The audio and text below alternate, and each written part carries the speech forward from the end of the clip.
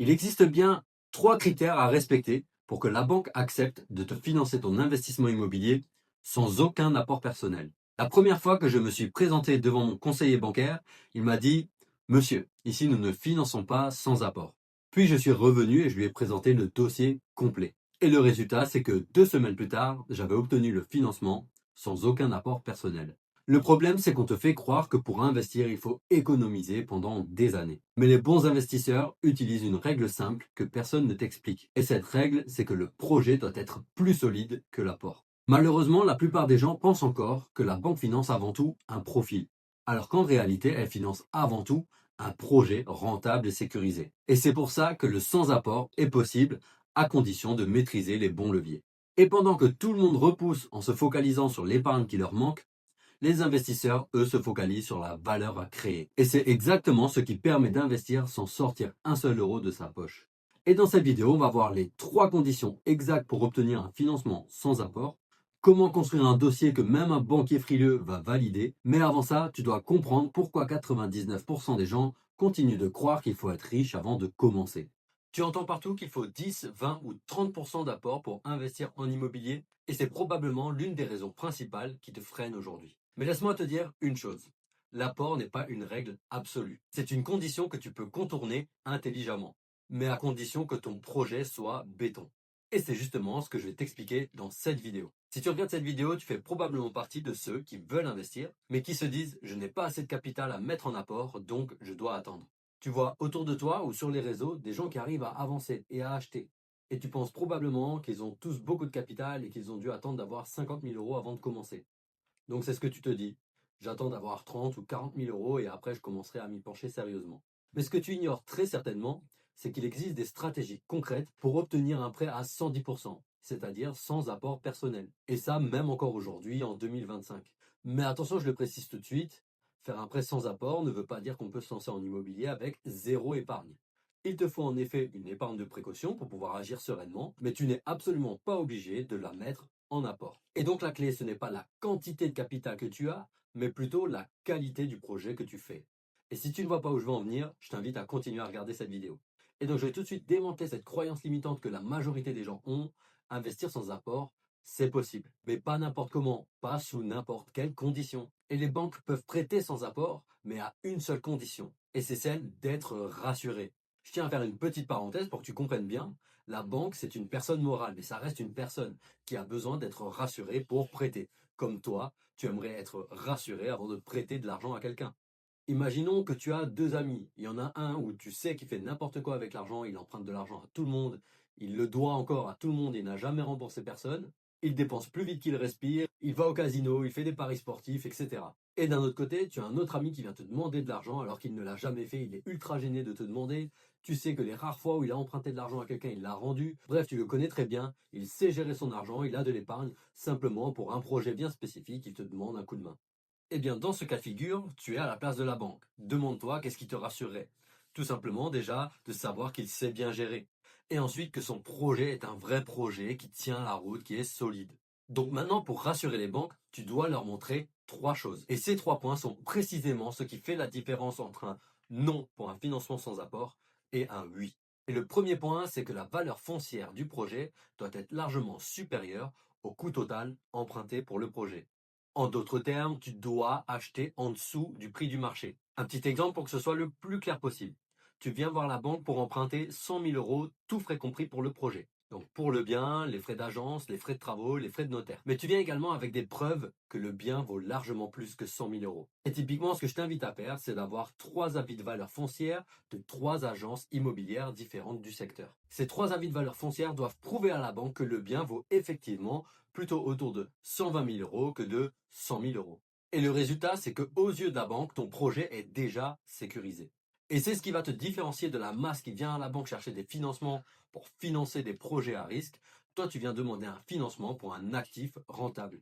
Et c'est précisément ce qu'on fait dans ma méthode et via mon accompagnement de proximité. Je t'aide à trouver, négocier et prouver noir sur blanc à la banque la valeur réelle de ton projet. Et maintenant, on va voir le deuxième point. Mais juste avant, je t'invite à mettre un like pour que je puisse voir que cette vidéo t'aide. Et je t'invite aussi à t'abonner et à activer la cloche des notifications pour ne pas rater la prochaine vidéo. Et donc le deuxième point, c'est de t'assurer de la rentabilité locative, c'est-à-dire que les loyers doivent couvrir au moins 130% de la mensualité du prêt. C'est la fameuse règle de l'autofinancement. En bref, si le montant de ta mensualité de prêt est de 1000 euros par mois, tu dois t'assurer que pour ce bien-là, tu peux effectivement demander un loyer de 1300 euros par mois. Alors pourquoi 130%? Eh bien tout simplement parce que ça montre que même avec toutes les charges, la vacance locative potentielle, des imprévus, le projet reste rentable et sain. Et tu sais quoi? La banque adore ça. Au final, pour te donner un financement, la banque va faire ce travail-là, une analyse de risque. Et la banque n'est ni ton ami ni ton ennemi. Elle est pragmatique et elle sait qu'elle ne doit pas te mettre en difficulté en t'accordant un financement. Autrement dit, elle ne veut pas que ce projet te mette en difficulté. Autrement dit, la banque, elle aussi, veut que ce soit le locataire qui rembourse ton crédit immobilier. Et il y a malheureusement beaucoup trop de personnes qui se lancent au petit bonheur la chance et qui s'en assurent pas par leurs propres moyens avant d'aller demander un financement.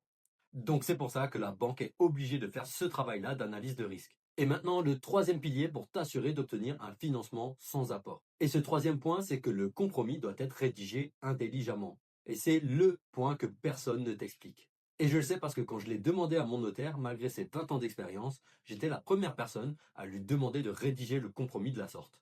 En résumé, tu peux faire rédiger le compromis de vente de sorte à ce que la banque pense que c'est le vendeur qui va payer tous les frais et c'est 100% légal. Et ça change tout. Et c'est vraiment le cumul de ces trois points qui fait que tu vas obtenir un sans-apport là où tout le monde n'y arrive pas. Mais maintenant, je vais t'expliquer simplement comment ça marche en réalité. Par exemple, tu vas t'accorder avec le vendeur pour lui acheter son bien à 100 000 euros net de frais. Ensuite, tu vas simplement lui expliquer la manœuvre. Ensuite, pour savoir quel montant écrire dans le compromis, tu vas rajouter les frais. Donc les frais de notaire autour de 8 000 euros, des frais d'agence, admettons, autour de 5 000 euros, ce qui nous fait un total de 113 000 euros. Au final, le vendeur obtiendra bien ses 100 000 euros. Tu vas financer 113 000 euros et donc lui rendre les 8 000 euros plus les 5 000 euros. Donc le compromis n'affichera pas que tu achètes le bien à 100 000 euros, mais il va afficher que tu achètes un bien à 113 000 euros et que c'est le vendeur qui assume les frais.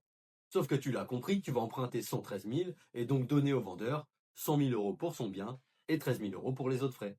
Le résultat, c'est que la banque va lire dans le compromis que tu as un bien à financer à 113 000 euros, qui vaut plus de 120 000 euros, et qu'il n'y a pas d'autres frais, les frais de notaire, les frais d'agence, qui typiquement sont une perte sèche pour elle normalement. Et la finalité, c'est qu'elle n'a aucune raison de ne pas te financer les 113 000 euros. Donc aucune raison de te demander un apport personnel. Et je le rappelle, c'est 100% légal et ça fonctionne. Je l'ai même fait personnellement et la majorité de mes apprenants le font également. En résumé, pour pouvoir investir en immobilier sans mettre d'apport, il faut tout simplement prouver que ton projet est plus sûr que risqué.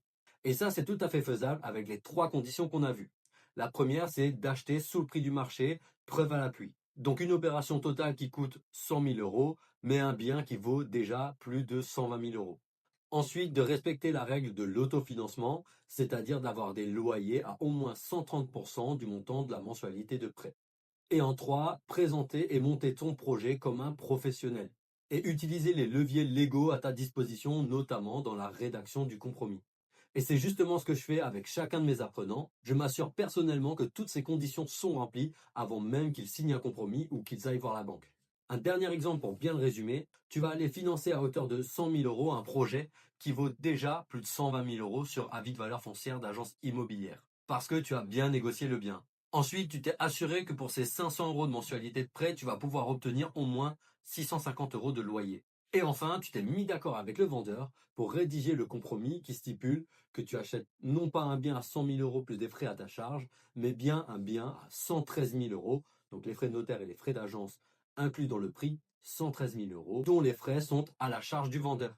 Le résultat, c'est que tu as obtenu un financement sans apport. Tu vas même obtenir un bénéfice directement dès l'exploitation parce que tu respectes la règle de l'autofinancement et tu vas même gagner de la valeur en plus-value latente dès la signature parce que tu t'es assuré d'acheter le bien en dessous du prix du marché. Et c'est exactement ce que j'ai appliqué moi-même et ce que je fais appliquer à mes apprenants et c'est ce qui leur permet d'avoir des projets qui sont rentables, sécurisés et financés sans apport et sans avoir à attendre 5 ans après l'achat pour reconstituer une épargne. En résumé, investir sans apport, ce n'est pas de la magie, c'est juste des connaissances techniques en investissement immobilier.